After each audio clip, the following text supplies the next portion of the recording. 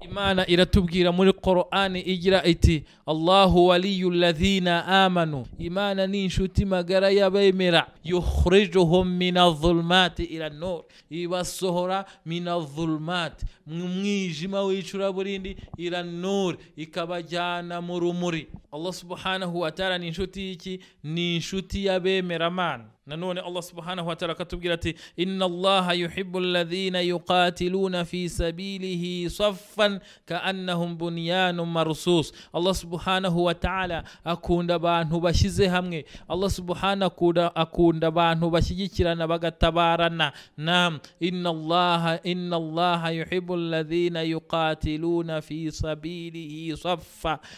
Allah subhanahu wa ta'ala akunda ba bandi bashyigikirana mu nzira yayo. Naam, ka'annahum bunyanun marsus, bameze nk'inyubako imwe. Inna Allaha yuhibbul ladhina, Imana ikunda ba bandi yuqatiluna fi sabilihi saffa, baharanira inzira yayo bashyize hamwe. Ka'annahum bunyanun marsus, bameze nk'inyubako imwe.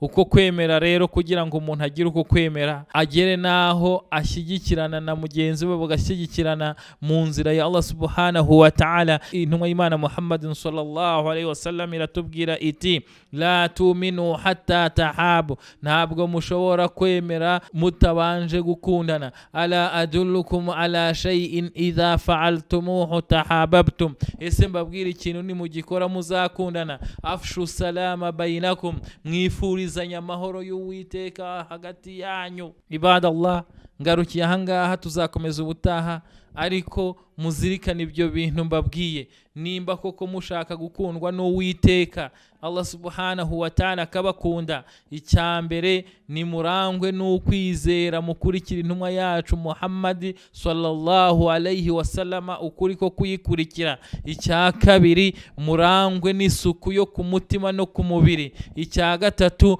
murangwe n'ukwizera nyakuri, ukwemera nyakuri, kubera ko ni murangwa n'ukwizera nyakuri, Imana izababera inshuti magara. Ikindi nuko mugomba gushyigikirana mu nzira ya Allah subhanahu wa ta'ala, mugatahiriza hamwe ku mugozi umwe.